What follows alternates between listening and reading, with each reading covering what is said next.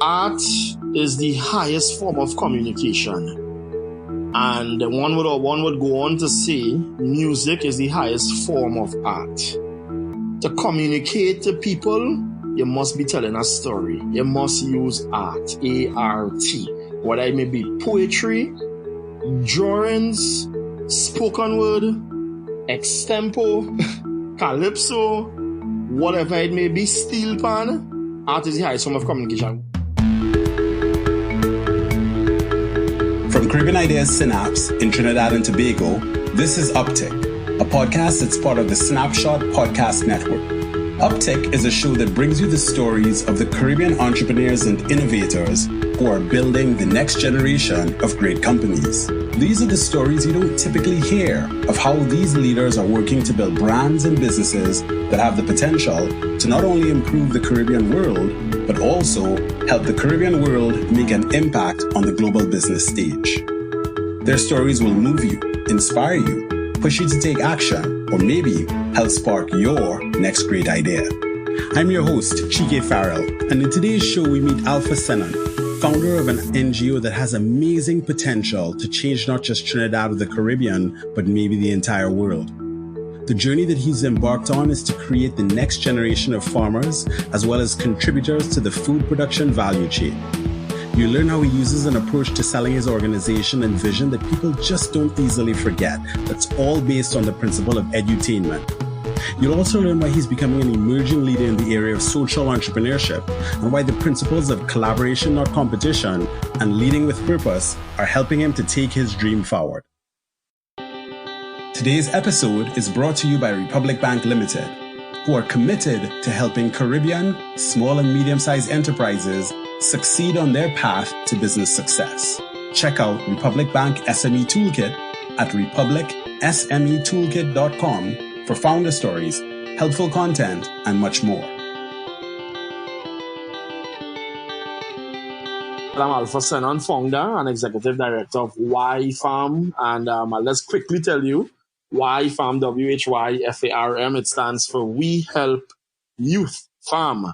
Started in 2015. A quick background story of me, I guess, would have been I'm from Trinidad and Tobago, south of the island, Siparia. Some people might say Siparia, but the right thing is Siparia. And I grew up on a farm. I grew up on a farm as any typical quote-unquote country boy, right? And but didn't like it. And I always refer back now to say that I didn't know why. I didn't know why, what was the importance. I didn't know that, why, what is so essential about us farming. It wasn't a farm business per se, but it was more typical garden. My father, he's the one that was really passionate, still is, and he's really responsible for my drive in agriculture, to be very honest. But he was a petrotrin worker in the oil field, and gardening was like his hobby. So he never took a business approach to it. So, myself and my siblings, we never saw no big reason as to why we should be doing this. And of course, no one was telling you at that time that this should be a profession, this could be a profession. As I grew older, went on to university and stuff, was doing sciences and computer, IT stuff and whatnot. And none of those things worked for me. No passion, no purpose for me in particular at that point in time. Came out of it. And then one day I was told, hey, why not try agribusiness? That was a spark. I went into the agribusiness class, and everything that I knew from a child being on the farm, the passion had reconnected. Somewhere there, the spark of the why got into me.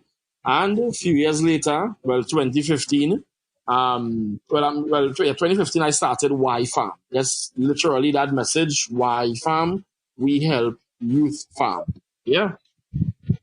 Great. Well, that's awesome. I want to jump to, you talked about passion, and one of the things that helps any person who's trying to go down a entrepreneurial road or trying to just create something, sustain through the ups and downs of that journey, is really being passionate about it.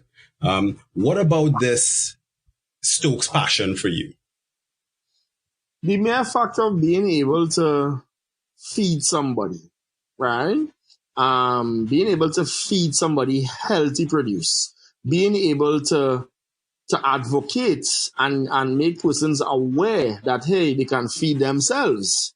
Because WHYFARM is bigger than this, not just being a farm, but it's a machine. It's a educational drive. It's a awareness campaign, 24 hours a day, 365 days of the year. Campaign to, hey, eat what you grow what you eat. Food is your medicine, not medicine being your food. Food is your freedom. Food is he who feeds you controls you. So when it is, I have young persons that either send me a note on social media or email saying, hey man, I really, really, really appreciate your campaign and you all got me started farming and this is now my livelihood. That there is gold. That there is everything. And of course, we just want the whole world to be able to write us and tell us that, to be very honest. And of course, it's the way in which we do it that really encourages young people and also elderly folks as well, too. Persons who never plant. I have, spoken to the persons like 60-something years old and they never plant one tree in their life. And when they saw a simple message of plant one tree, you will eat for free. This will guarantee food security. People just get tuned to the message, like being robotic about it and literally start to plant. So I mean, come on. Anybody has spread a message like that, and then folks actually adapting to it and becoming more conscious about it is like way, way, way beyond the joy that we would actually feel. I'm glad you kind of spoke to food freedom, because, there's a quote from you that I have, and I'm going to kind of paraphrase it. I'm not going to get it exact here, but you said that, look, you speak about food freedom because a lot of people in the Caribbean region and maybe around the world think that farming is slavery, right? But that who feeds you controls you. And that if you're not feeding yourself today, then maybe you are still being enslaved. I want you to tell me about the ideas behind that statement. Yeah, so I mean, definitely, so when we really think about our history, right, our Caribbean history, for those of you all who may not know, who's listening, we were enslaved people, right? We were enslaved people. We were enslaved by doing what? By doing agriculture. On the plantation era was either coffee, cocoa, sugarcane, and some other crops here and there, sometimes even rice. But at the end of the day, it was agriculture we were practicing, our forefathers, right? And of course, not going into no big history class here now, but I'll quickly run through it. Of course, when slavery was abolished, African people in particular wanted nothing to do with agriculture, wanted nothing to do with land. So we gave up all the land, and of course, then we had the industrial era, and we run towards the oil, and we run towards other industries and whatnot. Come down the road now to now time, you would still find that when you talk about land and food and agriculture in the Caribbean, the stigma is still there. That is slavery. Stigma is still there. That is what my great-grandparents come from Africa to do. Me doing that. But here what? If you ain't doing that, then somebody else doing it, and then somebody else feeding you. So when somebody is 2,000 miles away from your home and them have to send you what is your nutritional vitamins then, right? What is your fruits, your vegetables, your protein from how much about miles away? Who feeding who? They feeding us, right? So who enslaved then? So they could put anything they want to put in the food, and they could give us, they could give us or not give us, and they could bust price if there's a crisis like now. So right.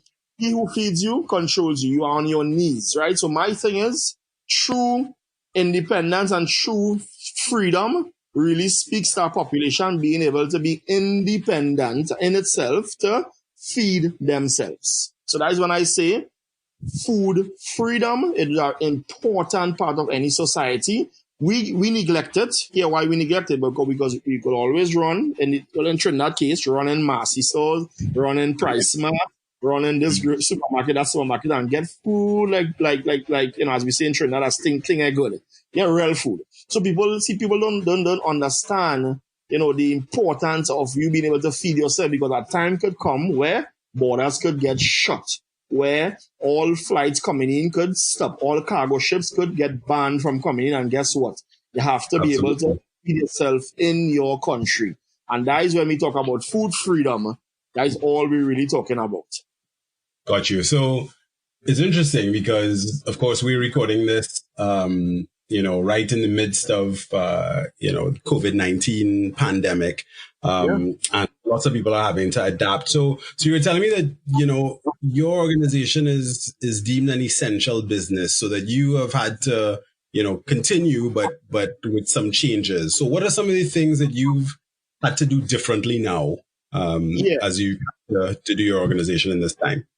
Yeah, sure. So some of the different things, I'll mention some of the different things and then some of the new things, right? So some of the different things would definitely be that we are not able, we would have had weekly training, face-to-face training sessions with young persons and whatnot, particularly at our office at the University of the West Indies, St. Augustine campus, right here, right? And so of course that would have been on a the entire campus is shut down, so that can't happen anymore. So then what we would have been doing would have been doing online calls. We'd be doing Facebook videos, WhatsApp videos, sharing them around to our groups, sharing them around to our general public, finding creative ways to get persons to start farming. So like throughout this, within this COVID-19 crisis, we started what they call a plant your plate, right? That's something we weren't really saying before, but we're now telling people plant your plate, right? Which literally means if you could grow what you want to put on your plate for lunch, hey, you win. So plant your plate. And that started to catch on, and it's catching on like wildfire right now. So then what did we do? We created a plant your plate starter kit, right? This is where the innovation comes in now and the business comes in now, because in all that we do with social entrepreneurship, there must be a revenue stream model to be able to finance that work and be able to generate revenue so that we can continue doing the work. So we have this plant your plate starter kit, which consists of 50 seedlings, a pyramid pallet planter. So we use a lot of discarded pallets to be able to build stuff. And we work with a company that I'm a director in as well called Pallets Billets, here based right in Superior. And they build that with us. So we partner on that, and then a soil mix. And we deliver that to persons, one price, and we deliver that to persons. You could get almost 20 vegetables, seasonings, pak choy, lettuce, all these kind of things that you need to plant your plate. So alongside that, now another new thing that we are about to launch next week would be a project called Dashing Your Doorstep Market, right? And as you realize,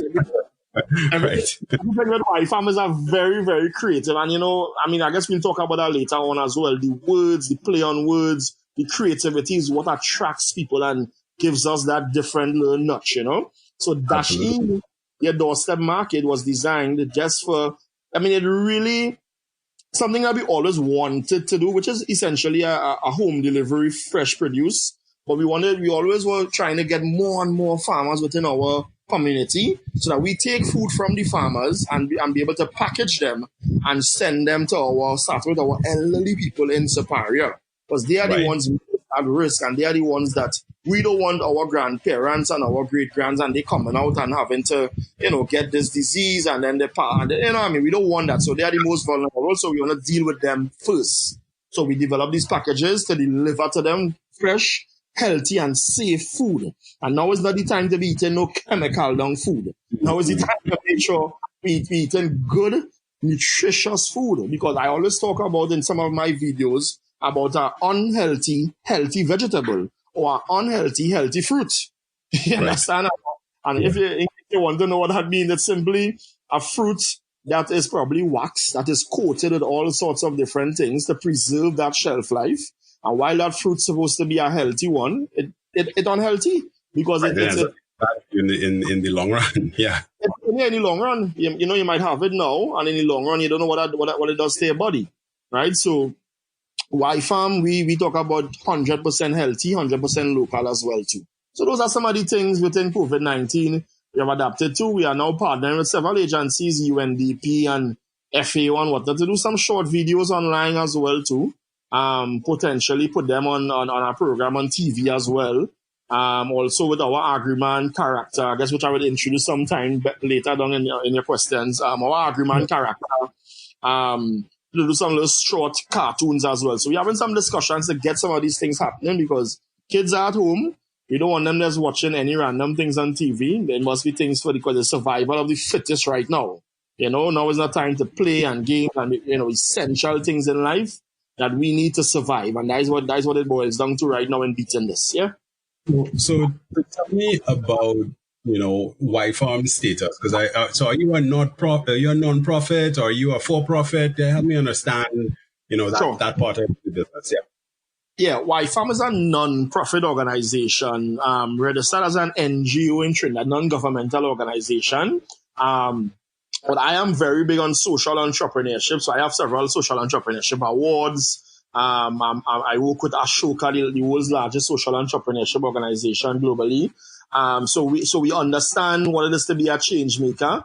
And we said everyone has the ability to be a change maker, but within those models of being NPO and NGO and whatnot, and I guess in the US is like 501c3 and whatnot, right. We have found ways and means to have models, revenue streams generated from the advocacy. So that's the interesting thing and the brilliant thing about what we do at YFARM. We have several products, several trainings, several things that we run right across the year that is monetized. Not to make a profit, but to fuel the work, be able to continue doing what we have to do, pay several staff, stipend for volunteers, and that's, general operational costs as well too. Yeah. So let me ask you a little bit about that because, in the NGO space, I know lots of folks who have causes and things that they want to kind of get started. But they're not exactly sure how. So what are some of the things that you did to kind of get the organization going? I think number one, some of the things the first thing that really jumps at me is collaboration, like networking. And from the very start in 2015, I had this slogan saying collaboration, not competition, complementing, not reinventing. Because what I know in the agriculture world, well, in Trinidad, in Trinidad agriculture world, there's a lot of competition. There's a lot of, this is my project, that's not my project. No, you can't do this. We do this before you. And, we say, hey, we break that. Stop it. Collaboration, not competition, connecting the people. Of course, that allowed us to really go semi-global in the agriculture world, I would say. So even prior to me starting YFARM, I was semi-well networked, already did trainings and did some conferences here and there. It's like my journey of YFARM, and that's an interesting thing that I really want to share. My journey of YFARM started before I started YFARM. You understand? Because I was going around the world. I was finding free training courses happening in India, Thailand. I went to these things. And this is before the start of YFARM. As a matter of fact, in India is where I wrote down the word YFARM. And a few months later, that's what I launched it. That's what my inspiration and being in a course and whatnot. Because, it's like you're searching for something, but you don't know what you're searching for. And that is the entrepreneurial journey. It doesn't start with, okay, hey, I already start business today. My journey start today. Of course not. Your journey start a long time before because you're searching somehow or the other. Right? So it's like I connected to person. So when it is we launch YFARM now, I just send almost like a broadcast email to everybody who I know everywhere. It's in some sort of food and agriculture company, organization, government, whatever. Hey, partner with us. And that really caused us to just start to travel, invitations to go and speak. And another thing too as well, besides the kind of global presence, I think you always had to start where you could. Always start where you can. And why I say that is because we started our signature, I would say brand. It comes with Agriman, the world's first and only food and nutrition security superhero. Agriman. And the female is photosynthesis, right? And I like that. When we started and we launched in 2015, nobody had no costume we didn't have funding to purchase a costume for Agriman that cost $10,000 and, no, otherwise all now we're probably still waiting for that, right? But we started with a simple spandex outfit and they put them in the costume. And from there we started building and growing and growing and growing. People requesting them to come to schools. It's more or less like the why you do it before the what. And that is the very, very essence of what I will always share with young entrepreneurs as well. The why before the what. Because that why, people doesn't only buy what you're selling, but they buy why you're selling more than anything else. Once you connect people to that why, you win. people were connected to our why farm. Right. So like we would do certain things online and then say, and you're still asking why farm. That was like a thing. It still is, you know what I mean? So friends of ours on our network will still post a picture on Facebook with a pineapple they harvest, and they will say, you're still asking why farm. That is like our little corny, but yet still very catchy thing, you know? So Got you. essentially that collaboration, that complementing, we didn't try to compete with nobody's space, you know what I mean? People create a company or a project and they're competing with this one space and that one. No. Let's complement, let's work together. You already dancing in that field. How could I add value to what it is you do? And that was it for us, really and truly.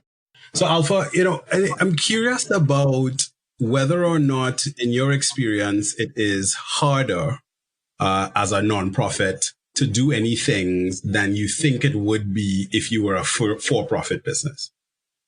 I don't think so at all. Not at all, because okay, let me be honest. I don't think so at all, right? But there would be the little challenges at times. Let me tell you the number one challenge I get at times, right? Let's say we at an expo and we have an agreement there. He's doing some stuff with kids maybe. And then we have our comic books. But guess what? Our comic books is on sale because someone has to pay for the comic books. The only time we get to give out comic books is when someone else already paid for it via a grant or a donor, and that's how we give it out, but it's technically paid for. So someone might say, but NGO is an NGO and you all are non-profit, how come you have to pay for this, right? And I'll be like, well, I didn't go to the printry and tell the printry that, hey, I'm an NGO and print it for me for free, right? We had to pay for it. So that is a little small thing, but I actually believe there's more advantages than disadvantages. Reason being is because, to me, as NGOs, you have the ability to tap into a lot of funding, a lot of donors, a lot of grants, a lot of competitions that you have the ability to tap into, and people are more willing to give to NGOs because you have this special cause, to me, from my experience, than profit companies. So I think and you have the ability to sell. We have the ability to be able to pay staff because it's an organization that's running, right? So you have to pay all your bills, all your, we have chocolate factory, we have different things running. So transportation to and from different programs that we do, you know what I mean? So I think there's for us, there's more pros than cons. Great. I'm not sure if you're familiar with Jim Collins, who wrote Built to Last, but, he has a funny term called a BHAG, right? BHAG, which stands for Big, Hairy, Audacious Goal. And when I think about your vision around, more people farming and creating food for 2050. I mean, that strikes me as the classic definition of a big, hairy, audacious goal. So can you share more about that vision that you have? Yeah, sure. So the first time I would say got sparked up on a global level, regarding feeding people, because it's like, of course, I don't think people just happen to grow up and that's going about the life and general education here in Trinidad and Tobago in the Caribbean. Let's be about, hey, I want to feed the world, So that really happened and sparked, I guess, when I got in tune with an organization called Thought for Food. It's TFF for short. And they are a 501c3 and they are a global foundation that connects young people to innovators and develop, ideas about how do you feed the world by the year 2050. So the first summit I attended was in Berlin. That was their first global summit. And since then I became an ambassador. I became the regional coordinator for the Caribbean. And that's kind of kept on moving up in rank and whatnot. And, but that's where I sparked the whole thing of feeding 9 billion people by the year 2050. I didn't even know that was the statistic that we will have 9 billion people in the world. So immediately, I said, but wait, if we have 9 billion people by the year 2050, and, we now in the year 2020, and the average age of farmers are 60 years and increasing. By the time 2050, those 60-year-old farmers, if they are the ones to feed us, we'll have to be going in the cemetery, to get food because they would be deceased. In most cases, they will be deceased. Right? And, So then who are the ones now that will grow up to become our farmers? What age group now? And when I did the math, simple math, is the 5 and 10-year-olds now. They will be the young professionals by the year 2050. So we now have to have a global conversation, a global awareness campaign to get these 5 and 10-year-olds farming, to get them to be the future feeders of the year 2050. So hence our motto at YFarm is growing future feeders by the year 2050. And because they are the ones to feed us. So, I'm gonna then kind of push and challenge that, right? So if I'm one of those people who says, well, why should a guy who grew up in Siparia from Trinidad, a little small country, 1.4 million people, be the one who has an idea so big and bold, and that shouldn't be possible? What would you say to someone who thinks that? Well, I mean, I would ask them, well, where should that person be from, right? Because everybody is human beings, and no matter color, creed, race, nationality, we saw great leaders born out of all corners of the earth. Some of them were illiterate as well. Like I would even go on to say that, and I can't remember the year, but when there were a group of people that were combined to do a global study on who was the greatest leader of all times. Like the greatest leader. I mean, they had a whole lot of different, I would say, criterias. And it was mixed with different religious folks as well. So not just from our only religiosity of one type of religion. And the answer that they all agreed upon would have been the Prophet Muhammad, peace be upon him, who came out of Saudi Arabia. And of course, they call him the unlettered prophet. He was illiterate at a point in time, grew up as an orphan. And they agreed that he still is of the greatest leader of all times, based on how much nationalities he changed and different faiths and different dynamics, fatherhood, family life. And, and then, of course, Jesus, peace be upon him, came second. Not getting into any spirituality, but just saying that to say that leaders were born out of anywhere in the world with a simple message most times to change the mindset of millions of people across the world. So to me, what it is, I'm no way looking for that title. Let me just make that clear. I'm not looking for a title to say, well, hey, Alpha Sennon is the one who changed the dynamic of people. No. I want YFarm to be a great catalyst, but who knows? YFarm will be a great catalyst to spark other minds who will then grow up to do greater things, So in other words, we are like the engine then that we could say, hey, we sparked this in Australia, sparked that in Indonesia, and they are the ones now who growing up and having an even bigger impact than YFarm. That's how I look at it.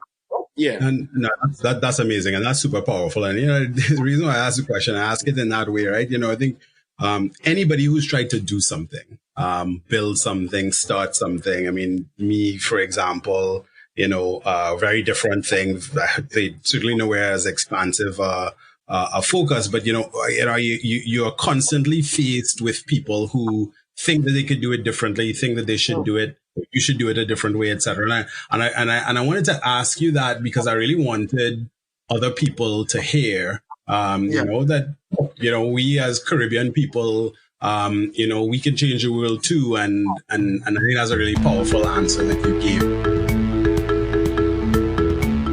When we come back, Alpha shares how a knack for creating messages that are simple and easy to remember has helped him grow his business and attract people to his cause. Before we continue, we want to take a quick moment to say thanks to our sponsor, Republic Bank Limited, for making this episode possible. Now, as a busy entrepreneur, juggling so many tasks to ensure your business runs smoothly can be really tiring and time-consuming. Republic Bank's digital business solutions make it easy to stay on top of your tasks and still find time for the things that are important. Their digital business solutions include products like online banking, Republic ACH, the payment management platform, ePay, and other e-commerce solutions designed to facilitate online payments. They've also got great business credit cards if you want to be able to do and execute on things faster. Make the right choice for yourself and your business with Republic Bank's digital solutions. Now, I want to go backwards a little bit. you touched on it lightly earlier, but I always like to spend a little bit of time on challenge and on learning and on failure and all the different things that you want to call that, right? Talk to me about what you have overcome to get to the stage that you're at, recognizing that you're not the finished article now, even relative to what you're trying to do, but just to get to the stage that you're at, what are some of the things that you failed at or that you had to overcome just to get to this point? To be honest, this is always a nice question, and it's it always have me kind of tickling my brain, because I don't know, because let me tell you why it's a nice question, and I'll fumble to answer, right? Because some things that people see as challenge, I sort of see it as opportunities. Something that people see as, hey, how we going to get past that? That man tell you no, boy. And I be like, hey, that is my Lord directing me in a different path. So then I always have a difficult time in finding the right answer to bring to bring. I mean, like, okay, like I went to the Ministry of Education and they would tell me something like, hey, no, we got partner with you. That is like, that happened to me, you know what I mean? But for me, that is nothing. I will just find another way, another route to do what I have to do. So it's always difficult to answer that. But let me have to dig real deep to find that right answer. I mean, I guess it might go back to finding a salary. So that's prior to starting WHYFARM, I was at the University of the West Indies as a research assistant, right? Graduated doing my MPhil in agricultural extension, on a full scholarship as well too. So this is salary from scholarship, salary from that job. And now Right. this is me now telling my wife, hey, Candice is her name. Candice, I think I can no longer do this job. I need to stop this, and I need to go and build this thing, what I have irking in my stomach, in my heart, in my head, in my hand, everywhere, Right. So of course, the first few months, it rough, I mean, it generally rough. So then we had to overcome that whole challenge now of finding ways and means, and then the next thing too is that you don't start agreement. Yes, we start, I mean, when I say start agreement, that was like our pivotal thing. Going to schools, the comic books, whatever. We printed 500 comic books first, and we probably give out about 400 out of it. Because it's Right. kids who got to go to school and they're begging, can we have one, and they're giving out. And it's marketing as well too, You don't have no marketing budget because we ain't have no startup grant or funding. But you have to, you have to kind of create that buzz among them. And then you have to now, use that impact, use that buzz now to then be able to say, hey, all I had to pay for this now. The time reach, So as I would say, me being the one full-fledged in the beginning with it, with support from my wife and family and whatnot, it was very difficult. But to be very honest, to say when we started and things going now, I mean, ever so often here and there's always little hurdles, but to say like some big challenges, I always just take it to my Lord in prayer and let's go again. Let's redirect that wheel, wherever it may be. If John say no, Jerry go say yes. You understand? Right. If we even meet Jerry go say yes, I mean, according to what it is we're doing, But I mean, generally speaking, we have good partnerships, good friendships, good relationships, and that has helped keep us afloat. So, in a nutshell, it's just that, Great. So let's switch tacks then again. You're talking to an agency co-founder, so I always have to get on some marketing and branding stuff, in every one of these conversations. And I mean, I love what you're doing in as you call it, edutainment, right? Yeah. Why have you used content and storytelling so much to drive your message? Art is the highest form of communication. And one would go on to say music is the highest form of art. To communicate to people, you must be telling a story. You must use art, A-R-T. Whether it may be poetry, drawings, spoken word, extempo, calypso, whatever it may be, steel pan. Art is the highest form of communication. Where and how did I come out with that whole thing about using art and edutainment in agriculture? I am a steel pan frontline panorama player. I know what performance. You understand? I know Right. I grew up in the panyard, right? I grew up in the panyard, and that is a very pivotal part of what I do and why I do it and how we do it that way as well too, you know? So my influence as a child was men like Carlton Xander Alexander. For those who don't know, he's 2020 Panorama champion winner for Desperados. He's our hometown steelman in Superior Deltoons. My brother, Akinola Sennon, one of my biggest mentors, he's our Panorama arranger now. He's Xander's student, right?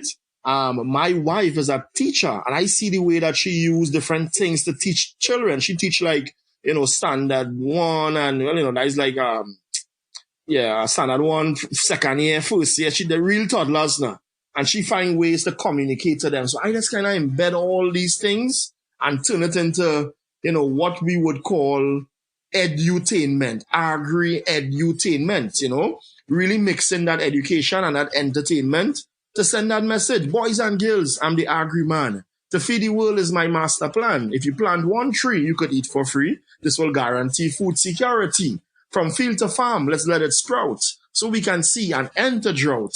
Once we all grow what you need, soon the whole world we can feed. When you tell somebody that and you sing that to somebody, they go home with that message in their ears. For sure, Huh? for sure. Yeah, and you know, like that is so true, because I mean, one of the funny things that as you know, as an agency that says that we believe in brand storytelling, one of the trickier things to convince some of our clients and partners on is that, you know, telling a story and just being helpful and finding a different way to do it. Yeah, sure, you have a thing to sell, and you want to you know, get a transaction out of it. But the way of hard sell is just, I mean, it's dead or dying. It's pretty much, you know, gone if you want to catch somebody's attention. So exactly what you said is super powerful, right? So you went and created this character, Agri-Man, and you know, use that, and you used catchphrases and so on. What are the different formats of content and storytelling that you have found to be not just effective with younger people, as you said, but even with older people? What gets their attention? What are the ways that they kind of consider, like, okay, yeah, I get that. Is it video? Is it your calls? Is it live in person? What have you found to be really powerful and effective? From what people always tell me, right? People always tell me that I have a way with words, right? And now, mind you, as we say, I did not have, well, okay, how to phrase this. I had no idea I had this in me. Growing up as a child, I never once wrote like a poem and nothing like that at all. Like, I can't remember doing that. And this whole agriculture passion that I came with, this started to drive all that. I started to write poetry and all kind of spoken word and all kind of thing, right? But so people said, yeah, videos, but people say I have a way with words. So some folks who follow me closely will always ask me when I put out a new post on social media and I have some kind of word, instead of saying magnificent, I might say agnificent. I might say tremendous with the word TRE.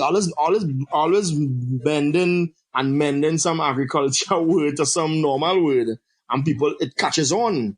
People is like, wow, and simple phrases as well. So somehow or the other, I feel like if that in itself, I mean, yes, besides the comic book and those things are kids, of course, they love that and character stuff and whatever. But like that whole thing with words, I feel, from what people have told me, is one of my biggest catch. And also, I mean, when I do presentations on stage, like several talks all over, it's always a sort of performance more than just a talk, you know? So like I was invited to do a talk recently, we day in Trinidad, and I started off singing a remix a Bob Marley song, right. And it was like emancipate yourself from food slavery. None but yourself should feed your mind. He who feeds you controls your destiny. Food dependence is a step back in time.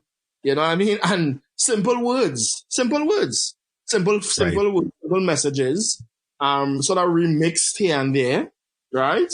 And people catch on to that, and people leave with that. Plant one tree, you will eat for free. People leave with that, and they go home, and guess what? Subliminally, it may not be they run them right away and buy a plant, but it's in their subliminal mind, because it was never in their subliminal mind. And I think that is, if you're correct, you would know better than me with terms of marketing, but to me, that's marketing. You know what I mean? That it's in your subliminal conscious somewhere.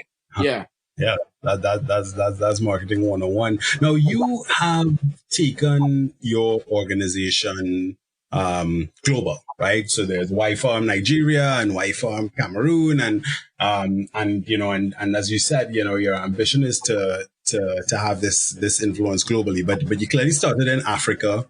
Tell me about some of the things that you have learned in trying to, build an international organization that somebody else coming behind you could, some things that they should do, as well as maybe things that they should not do. Yes, so many lessons have been learned, to be very honest, in the name of trying to launch out globally, right? Number one, it's a lot to manage, right? And, it's a lot to manage. I mean, this was never, I would say, written down in our plan that we want to have a WHYFARM here, there. Yes, eventually, but not so soon. But folks from all over the world, when we launched, they started, hey, how can I get WHYFARM here? How can I get WHYFARM there? How can I be? So we had like this call for ambassadors, right? Where folks now would kind of sign on to what it is we're doing. And of course, we wouldn't be able to do it as big as how we might do certain things in Trinidad, but some aspect of certain programs, and whether it may be a camp, a short course, just simply an awareness of agreement in a school, they will get to do that in their locality, right? But to be very honest, we sort of started now pulling back on that, because very regular, folks would still say, I want to have a WHYFARM here, I want to have a WHYFARM there, but it's just a lot because you're managing as the organization. And I think that also happened as the organization started growing in-house in Trinidad, as we really started doing more and more in Trinidad, and folks coming to us to be part of what we're doing. And, a lot of companies started coming to us to do their CSR, their corporate social responsibility. Hey, let's team up with WHYFARM to do a school tour in Sandy Grande. Let's team up with WHYFARM to go and do a tree planting somewhere, So plenty things started popping up, and that started kind of demise the attention that the global ambassadors started to get.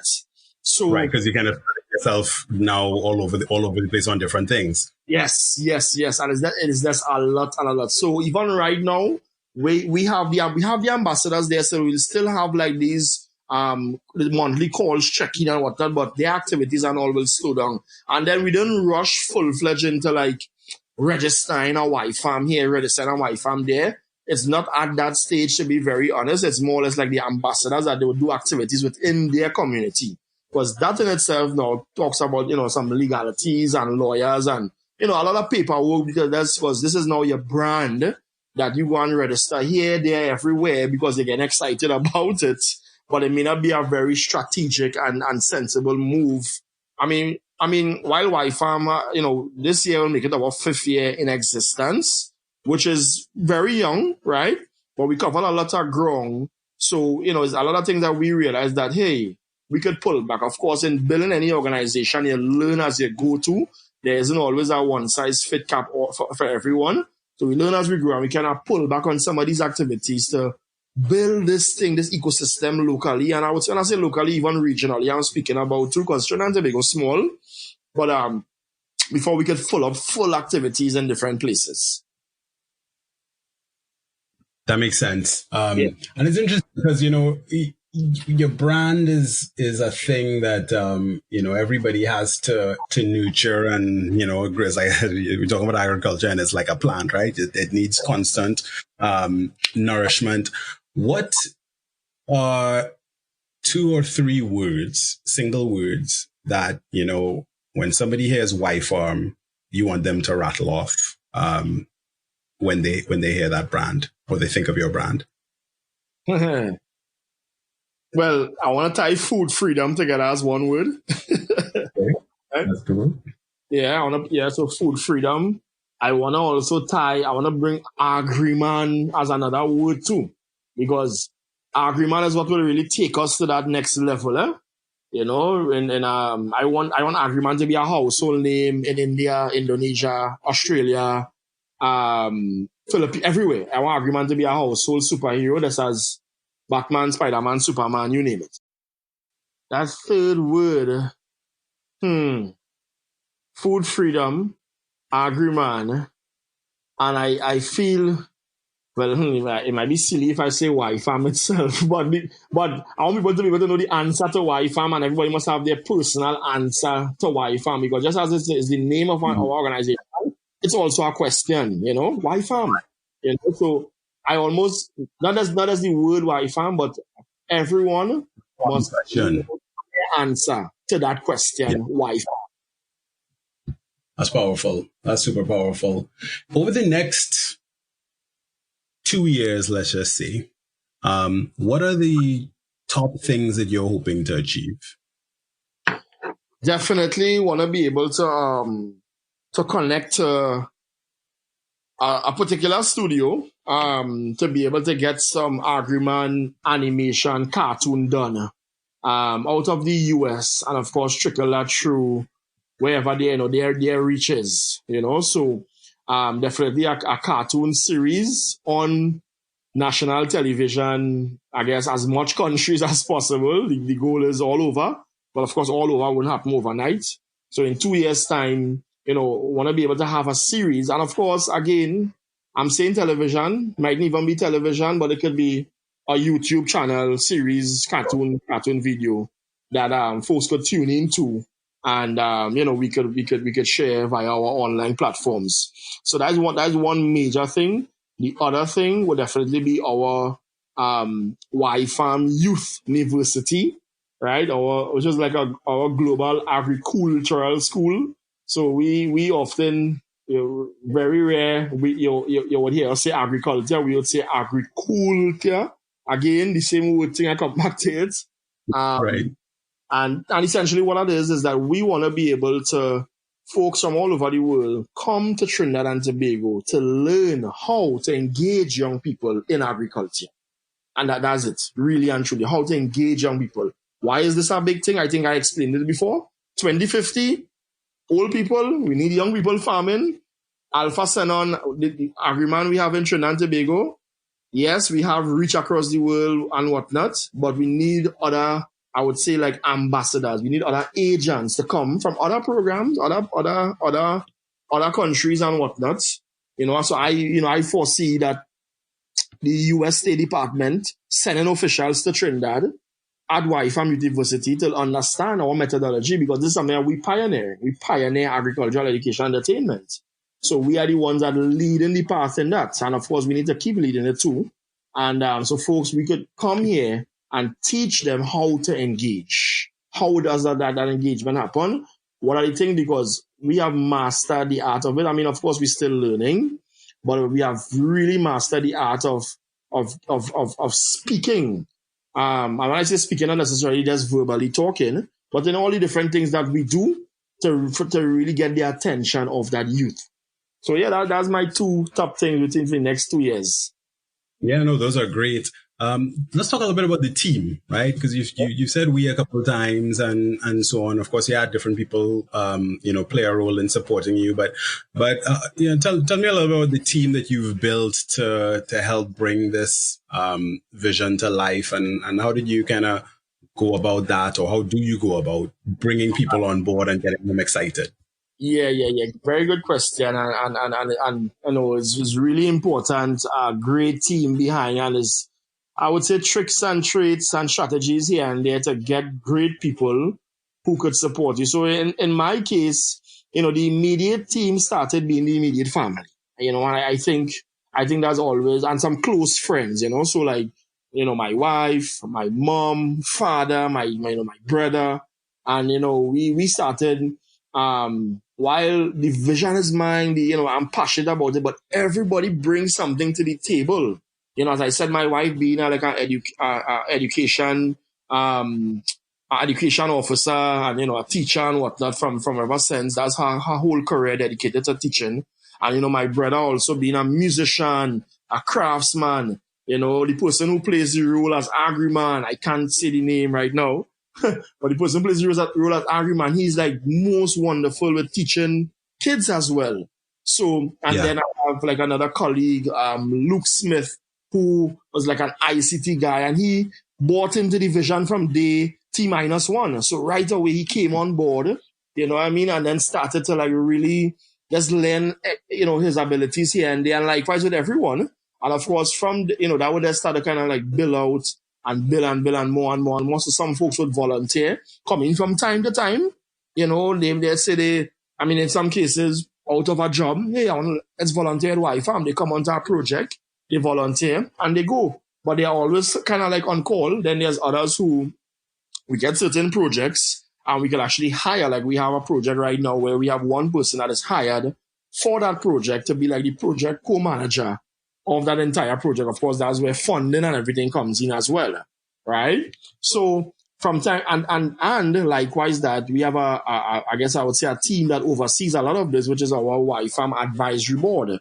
And these now are I would say senior guys and guys and ladies from different parts of the world as well. We build a really global advisory board, and guess what? It's great networking. It's getting people to literally fall in love not only with you, but with what you're doing and why you're doing it, right? I always come back to that. So we have an advisory board of some very key, esteemed persons in different continents across the world that gives us advice. And of course, persons like that, they are in the food and agriculture and innovation sector of things. So they are always there to either connect to opportunities, give good recommendations, referrals, and these things stand very strong on applications and, you name it. So, and then there's like general volunteers or folks who, just looking to be part of something good.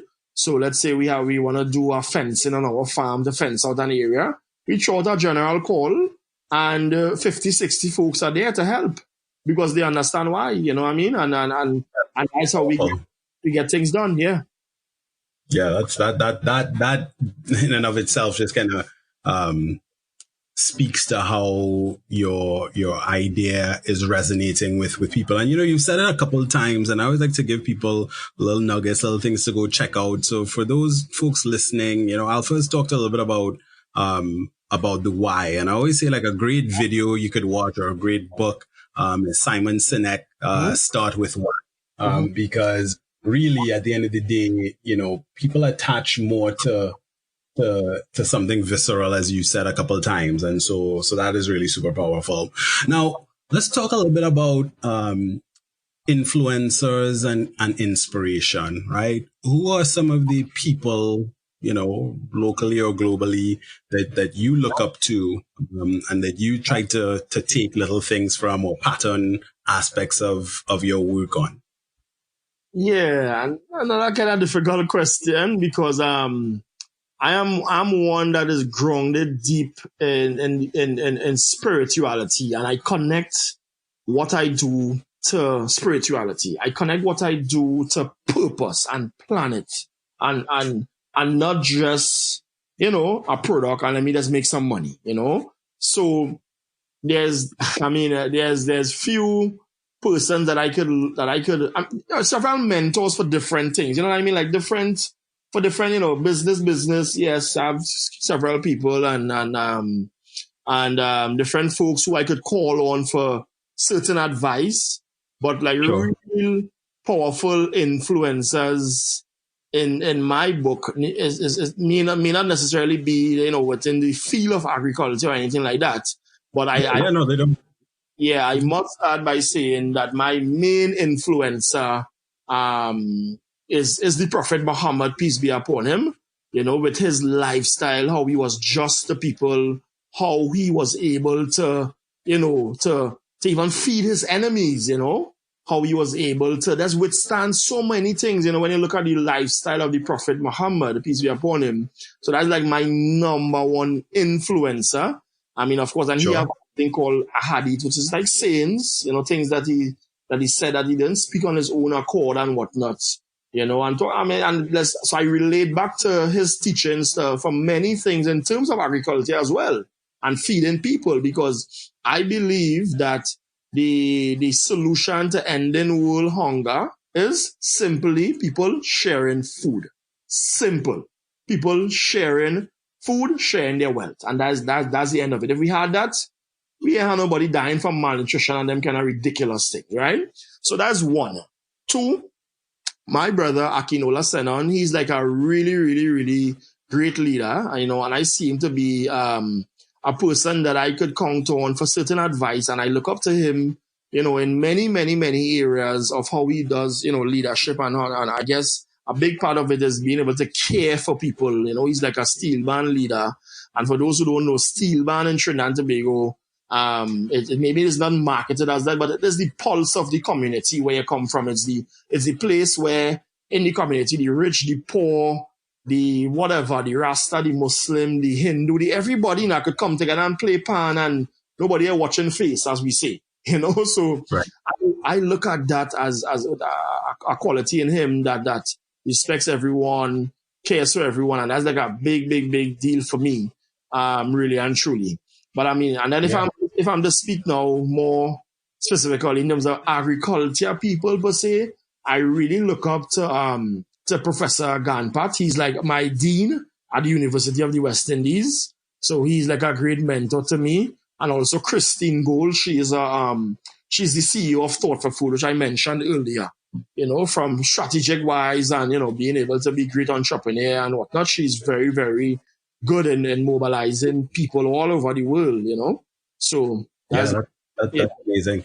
I think, I always like to ask that question because I think it doesn't really matter where your inspirations come from. Yeah. I think it's always great to have, someone. It could be athlete, it could be spiritual, it could be, whatever, someone that you could kind of look for, things and some traits. And of course, sometimes people don't have, an actual mentor. It's great that you actually mentioned a couple of actual mentors, and then sometimes they just kind of have to look further afield for that. So I think that's super powerful. So as we start to wrap up, I want to get a little introspective. What would you tell, yourself, if you could go back and say, hey, you're starting out, it's 2015, what are some things that you would tell your younger self before starting out, if you could go back and do that?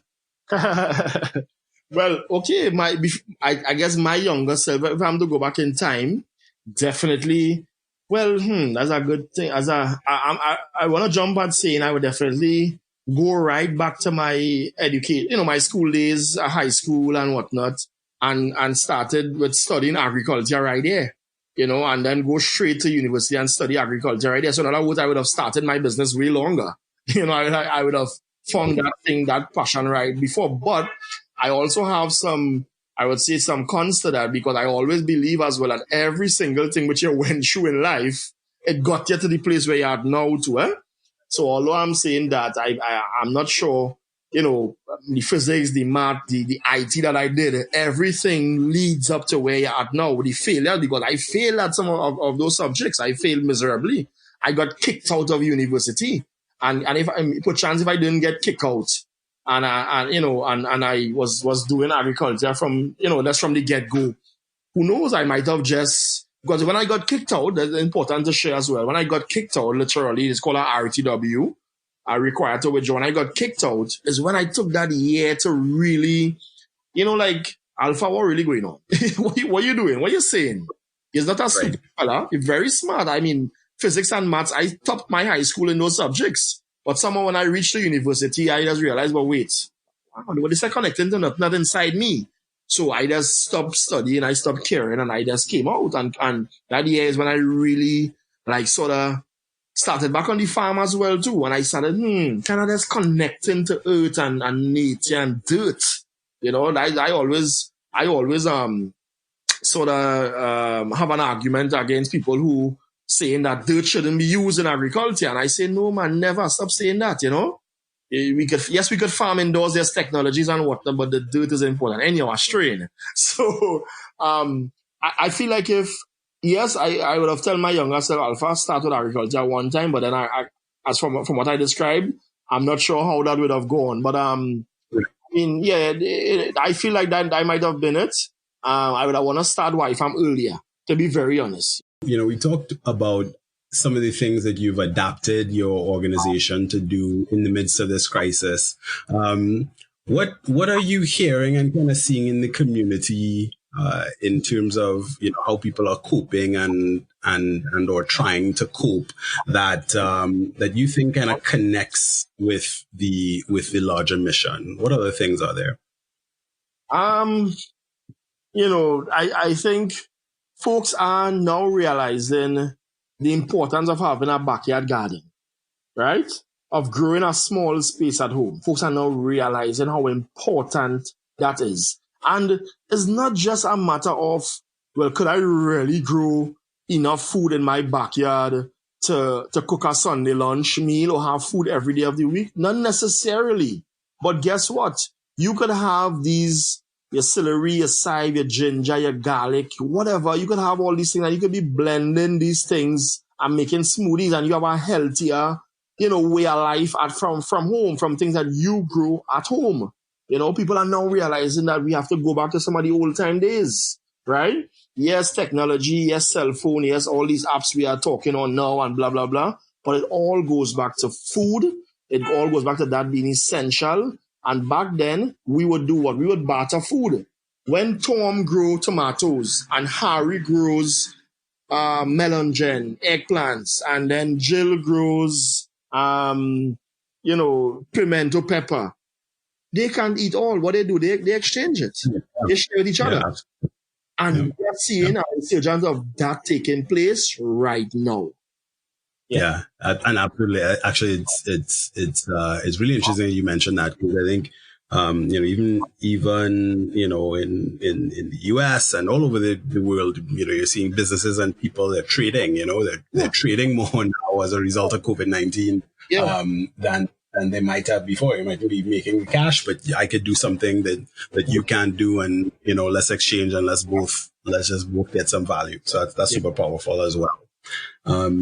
Well, good. So, I think if there's one other thing I would just kind of come back to, I would love you to, as we close, I'd love you to just kind of like share a message for young, potential agricultural entrepreneurs, right? What do you want them to take away from some of the things that you've seen and learned? If they want to embark on a business in this space or social entrepreneurship in this space, what's your message to some of them? Think about agriculture as an entire chain. To get food from starting with the seed to the snack and the plant to the pack, there's an entire chain involved, right? There's an overall chain involved there, that different processes involved. So you don't need to come in on being the one to be the farmer. You don't need to come in there. You could come in somewhere along the chain where it is you're distributing, you're marketing, you're processing, you're being the health analysis person, you're being the one who is coming up with the ideas, coming up with the marketing, the branding. All this is our agricultural value chain. And guess what? You must find a way to communicate all what you do. And that's business 101, to communicate and to market it. You understand? So really and truly, I would advise young folks, because here what? I have a lot of young folks coming to me. Hey, Alpha, I want to start some farming, man. But here, what, me and no land. Where I could buy land? Brother, man, you have money to buy land? You have no money to buy no land. So guess what? So what I would tell you, no, let's start somewhere else. Let's think about our product. Let's think about so many young folks I know, right? Through our awareness and whatnot, our advocacy, they have created products, right? And then they got funding to be able to start doing their farming. So like one of our programs that we run, called the Agripreneur Mastermind Program. It's a young lady, have a business. The winner is a competition, a challenge. She has an ice cream delivery service, the first ice cream, frozen dessert, I should say. More not only ice cream, right? Frozen dessert, but she uses agricultural material, agricultural raw products. So in Christmas time, she will have like a sorrel flavor, and she will have this kind of flavor, different things locally, right? She never planted in her life, really, right? But she's mixing and mending agricultural products. She's buying from the farmers and processing and making frozen desserts. Shows you winner of our challenge. So I tell folks that, hey, think about things like that. What it might be, you might have a gift for cooking, might have a gift for designing. How could you work with folks to make their product look better, more world-class standard, and not just, like typical, I would say, cotton industry, but make it look good so that it could compete on the shelves in the markets, Well, my overall message to the younger folks who may be listening to this, and maybe even the not so young as well, and I kind of got this line from Steve Harvey, and it really hit me hard. He have this really awesome video where, I think there's something, Steve Harvey motivation videos or something. And he says, follow your gift, not your passion. And, I listened to him. It take me a while to understand what madness is this man talking, right? Follow your gift, not your passion. Everybody's saying follow your passion, follow your passion, follow your passion. And when I really settle and pray on it and everything about it, but I doesn't just take everything for granted and just say, well, hey, Steve Harvey said that and I'm going to run with it. But when I really, absorb it, he's correct. What is he correct about?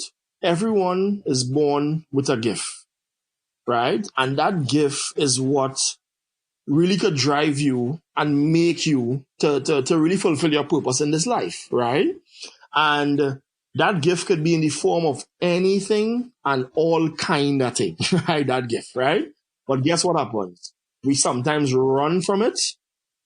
Our parents sometimes tell us, hey, stop that stupidness, boy, in Caribbean language. Stop. You understand? The child singing, the child flipping, the child could walk on a rope. I don't know.